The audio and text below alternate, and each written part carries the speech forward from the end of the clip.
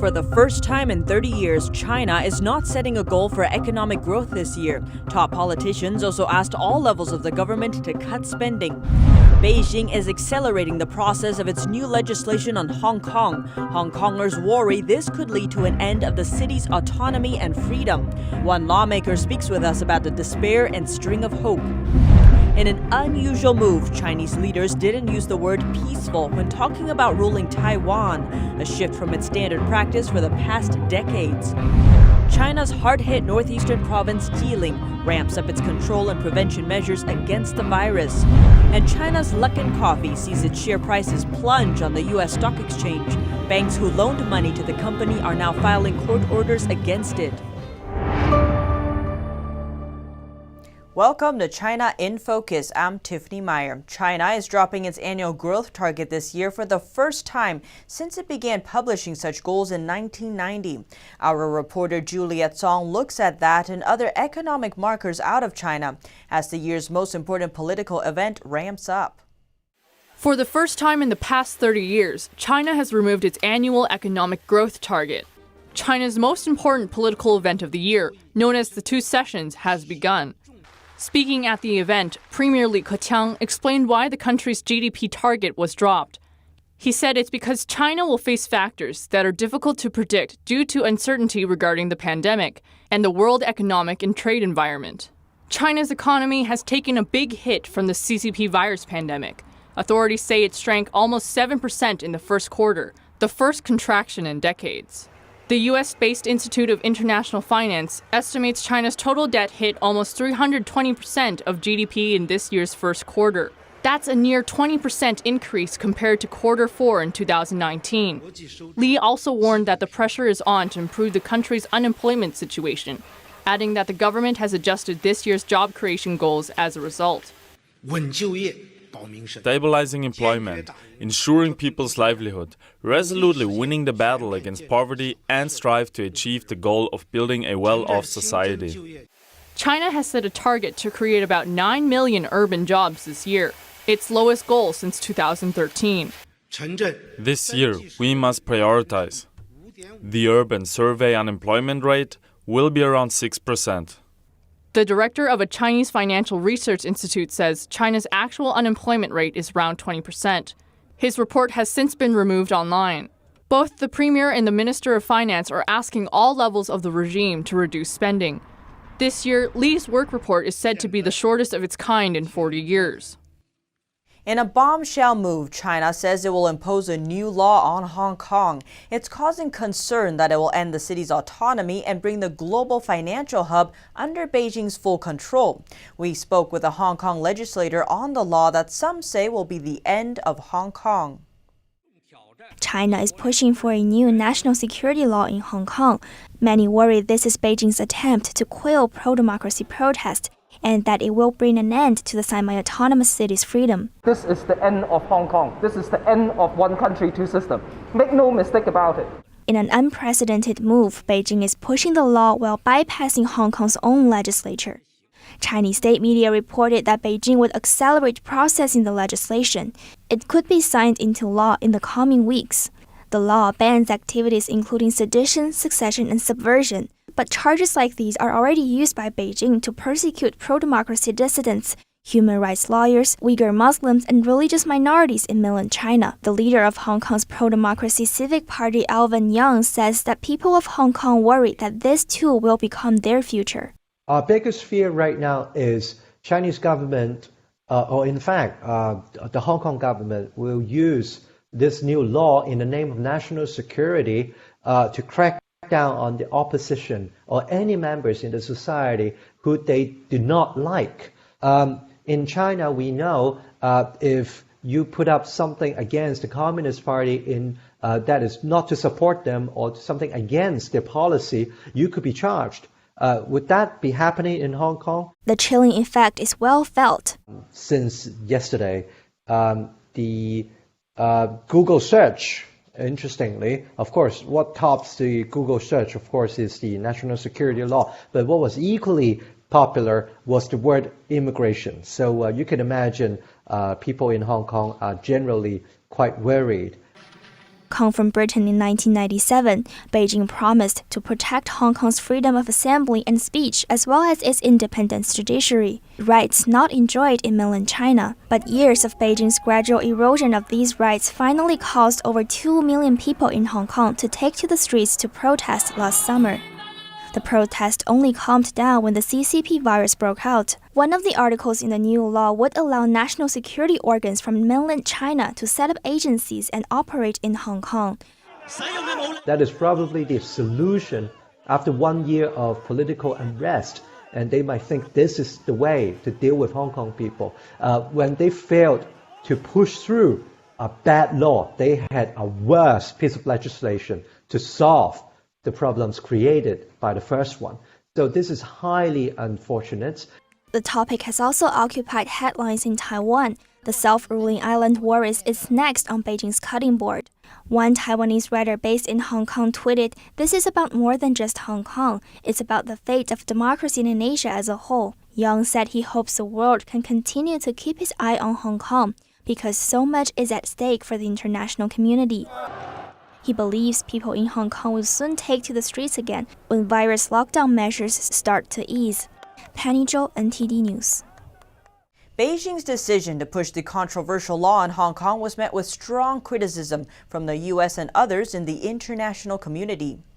China's new regulation on Hong Kong is sparking a response from the international community. Secretary of State Mike Pompeo called China's plan disastrous, saying it's a death knell for the high degree of autonomy Beijing promised for Hong Kong. He also said that the new law will impact the U.S.'s assessment of Hong Kong's special status. The U.S. treats Hong Kong differently from China in trade and commerce. The special status exempts Hong Kong exports from tariffs imposed by the U.S. on Chinese goods during the trade war. If its special status is revoked, it would have a huge impact on the over 1,000 U.S. firms operating in the Asian city. Pompeo ended the statement saying, "We stand with the people of Hong Kong," and Congress is also reportedly taking action. The Wall Street Journal said on Thursday U.S. senators are introducing a bipartisan bill that would punish Chinese officials and entities who implement the law. The journal says banks that do business with such entities will also face sanctions. In a much softer tune than the U.S., Britain, Canada, and Australia issued a joint statement on Friday saying, quote, "We are deeply concerned at proposals for introducing legislation related to national security in Hong Kong.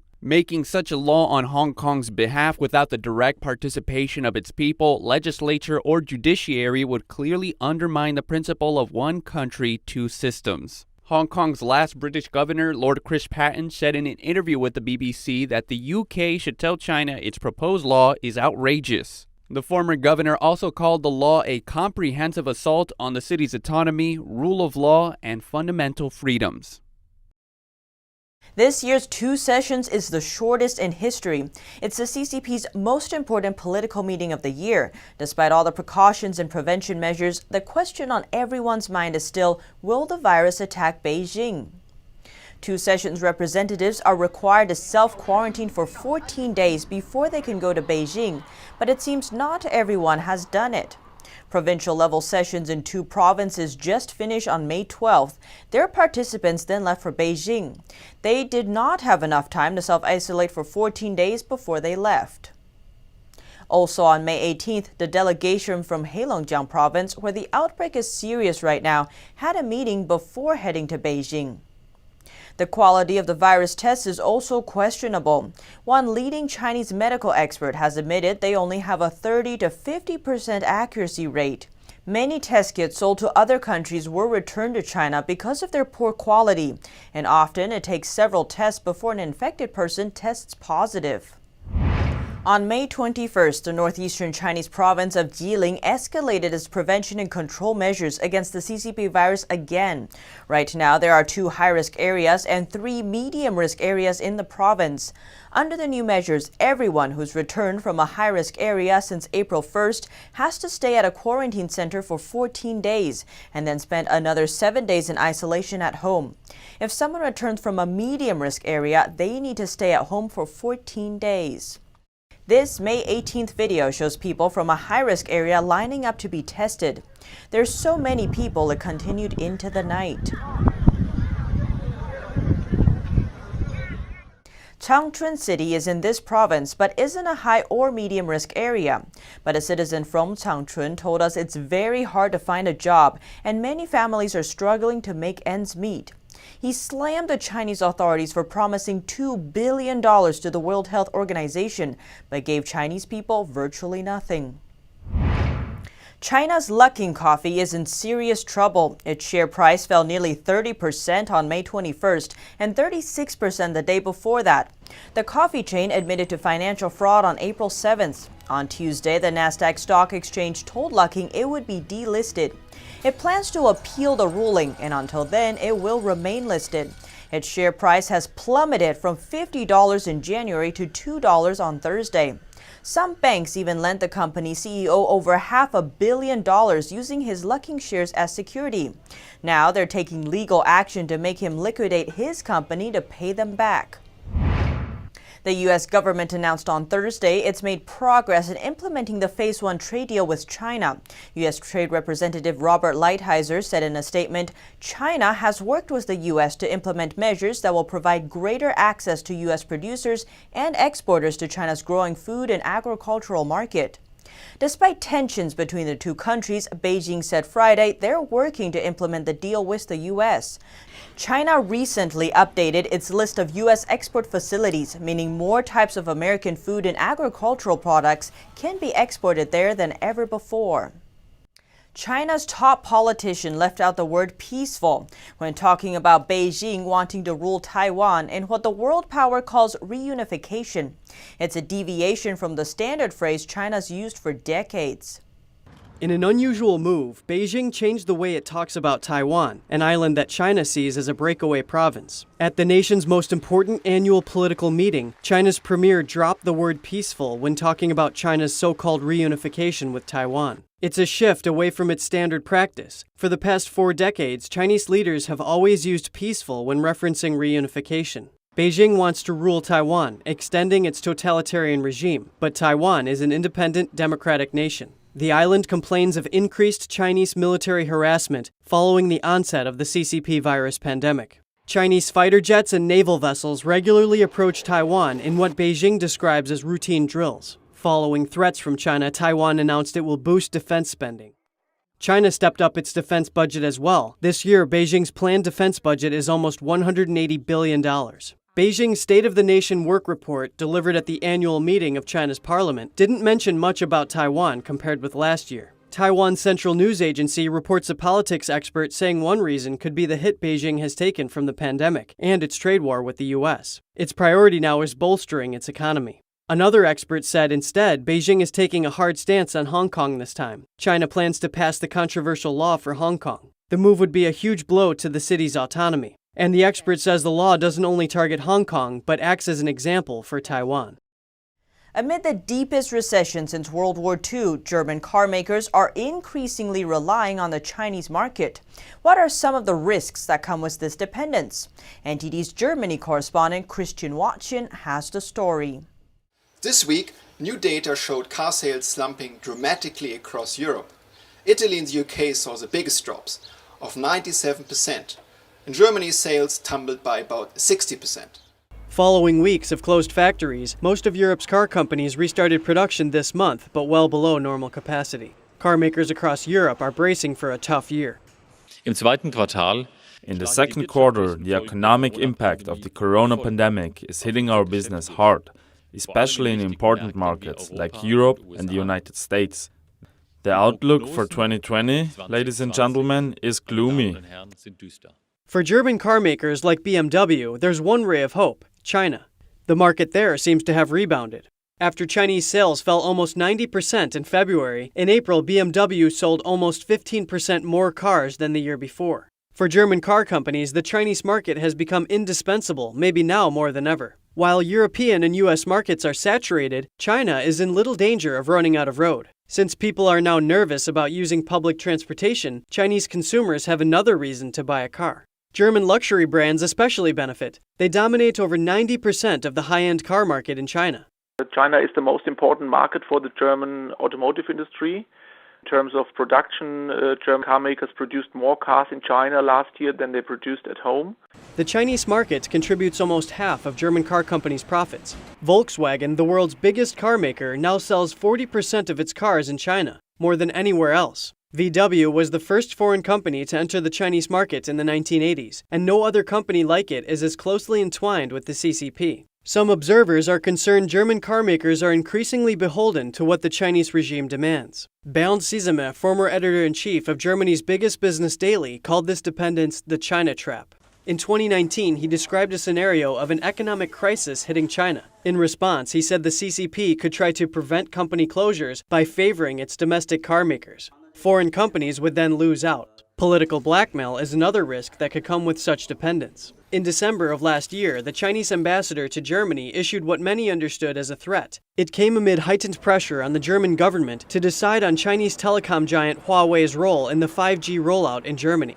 If Germany were to make a decision that led to Huawei's exclusion from the German market, there will be consequences. See, last year, 28 million cars were sold in China. 7 million of those were German.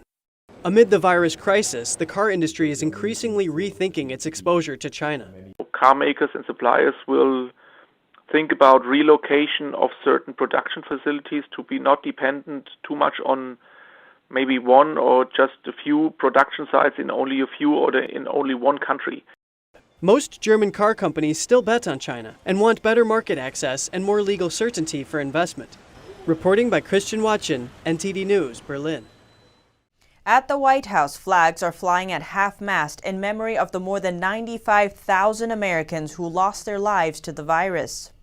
This will also be the scene at government buildings throughout the U.S. President Trump issued the order to mark the loss of life in the pandemic to date. The virus continues to spread across the country, with over 1.5 million confirmed cases in the U.S. Flags will remain at half-staff until noon on Monday to commemorate the Memorial Day holiday.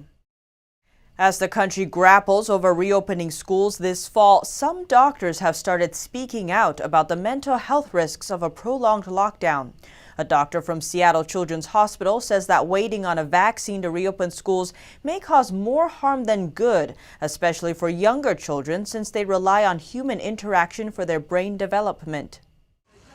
Pediatrician and child health behavior and development expert Dr. Dmitry Christakis says he's concerned about the lasting impacts the lockdown may have on children. You have to keep in mind, for very young children in particular, they're born with their brains not fully developed. They spend an enormous amount of effort and energy early on establishing the architecture of their minds based on the world they're living in. And essential to that world is human interaction. NPR interviewed a California parent who said her young child started to make frightening comments after the lockdown began. She explained that her 5-year-old has said things like, "I don't care if I die." And Christakis says the longer kids are stuck at home, the more severe the effects. So waiting on a vaccine, which Dr. Anthony Fauci says probably won't be ready when school restarts in the fall, may cause more harm than good. If parents are waiting for that level of assurance, their kids would be out of school for 2.5, 3, maybe more years. And that will have lasting implications for their kids, for our kids, for society in general. He's referring to mental health issues like increased anxiety, digital addiction, and obesity. So he says reopening schools in the fall is crucial to minimizing these impacts. Melina Weiskup, NTD News. And Dr. Christakis, as the National Academy of Sciences, is pulling together experts from different fields to discuss how to handle getting kids back into schools. He's hopeful that they'll recommend reopening schools in the next 8 weeks. The Bronx Bombers may not play in Yankee Stadium this summer, but you'll be able to see a drive-in movie in the parking lot. While Major League Baseball's 2020 season remains up in the air, there's still a good reason to drive to the Bronx, the Uptown Drive-In. A New York hospitality group is planning to turn Yankee Stadium's largest parking lot into a drive-in movie theater. The events will range from movie screenings to stand-up comedy to karaoke. Car-side food service will be explored so that attendees won't have to line up outside their vehicles to pick up food. To promote social distancing, cars will be parked 10 feet apart, and there will be a limit to 200 vehicles for each event. Organizers hope to keep prices affordable, and first responders and healthcare workers can get in free. People are getting restless from staying at home for months on end. But some in New York are taking advantage of the easing of lockdown restrictions as the temperature warms up. In the U.S. and abroad, stay-at-home orders have given rise to a longing for the outdoors. And that desire has grown even more intense with the arrival of summer. That's why people have taken to Coney Island Beach in New York and all the fresh air and sunshine it has to offer. I feel very comfortable. Nobody's around. It's a nice, beautiful day. Got to get out and get some air. You know, it's my grandkids, they want to come to see because it's a long time, three months already sitting home. So they want to go out to just to walk a little bit. Some are concerned that lifting lockdowns may lead to a second wave of infections. But others say going outside, especially to the beach, should be encouraged. It's fresh air. You know, I'm an Aquarian, so I love the water. And it's very, very healthy. If you look at all the people on the rocks, it's just the greatest place to be at. New York City has allowed certain beaches, including Coney Island, to open for Memorial Day. But activities like swimming, sports, and group gatherings won't be allowed. In today's business news, meats for this year's Memorial Day cookouts will be more expensive due to supply chain disruptions and higher demand. And a lack of car parts out of Mexico is delaying GM's ability to produce. Burgers and hot dogs for Memorial Day cookouts will cost more this year. Grocery prices have been going up. It's because of supply chain disruptions and higher demand from people eating at home during the CCP virus pandemic. Meat has especially come under price pressure. General Motors will maintain only one shift of workers instead of two at their truck assembly plants in Michigan, Indiana, and Mexico because of a lack of parts from Mexico. The Detroit automaker resumed production on Monday after suspending operations in March. But Mexican auto parts production is only beginning to slowly start work again this week. GM will launch a second shift next week, but only at its Lansing Delta Township plant. Hong Kong's stock market fell more than 5% on Friday. As Beijing moves to impose draconian new laws on the territory, it raises fears of a revival of the civil unrest that brought chaos to the financial hub for much of last year. Hong Kong's key benchmark index lost 1,349 points, leading losses in Asian markets and recording its largest daily percentage drop since July 2015. Burberry said the luxury fashion industry could take some time to recover from the virus pandemic, as the company reported a 27% loss in comparable sales in the quarter. 60% of its retail stores have been closed. The company says it has pulled its final dividend and would review future payouts at the end of its 2021 financial year. The UK government announces mandatory self-isolation for almost all travelers coming from overseas, and Brazil had to find new places to bury their dead as the CCP virus death toll keeps rising. Britain will introduce a quarantine for travelers arriving from abroad, including British citizens. Those who breach the quarantine in England could be fined over $1,000, and spot checks will be carried out. The leader of Russia's southern region of Chechnya is suspected to have the virus. He's receiving treatment in a Moscow hospital, but Chechen authorities have not confirmed or denied the reports. Freshly dug graves in Sao Paulo reveal the sheer scale of crisis that Brazilian officials are bracing themselves for. Brazil became the country with the third highest number of confirmed cases globally earlier this week. Images of corpses on the streets of Ecuador have motivated a Colombian businessman to design an unusual and sad invention: hospital beds that can be converted to coffins. He hopes his invention could prevent similar scenarios from happening in other countries. We previously reported on an April study that found 3 types of the CCP virus. We've had viewers reach out and ask us for more information. The Cambridge study is titled Phylogenetic Network Analysis of SARS-CoV-2 Genomes. It was published in April by Proceedings of the National Academy of Sciences. It studied the first 160 complete viral genomes from the earliest patients across the world. It then mapped the family tree of the genomes. The genomes are categorized into 3 distinct types, A, B, and C. Type A is considered the root of the outbreak since it's the most similar to the bat virus. Among the 44 samples of type A, 16 are from mainland China. Of the 16, 2 from Wuhan and 4 from Guangdong carry the ancestral genomes. 1 from both Hong Kong and Taiwan, 9 are from other Asian countries and carry some mutated version of A. Another 9 are from America, also carrying mutated versions of A. 2 of the American patients are reported to have lived in Wuhan. 5 are from Australia and 3 from Europe. Type B is mutated from A. Among the 93 cases, 58 are from China, 16 from other Asian countries, 8 from the US, 3 from Canada and Mexico, 7 from Europe, and 1 from Australia. Type C, daughter of B, was most common in Europe, 11 out of 23 seen in early patients from France, Italy, Sweden, and England. Of the rest, 6 are from Asia, 2 from Australia, and 1 each from Taiwan, Hong Kong, the US, and Brazil.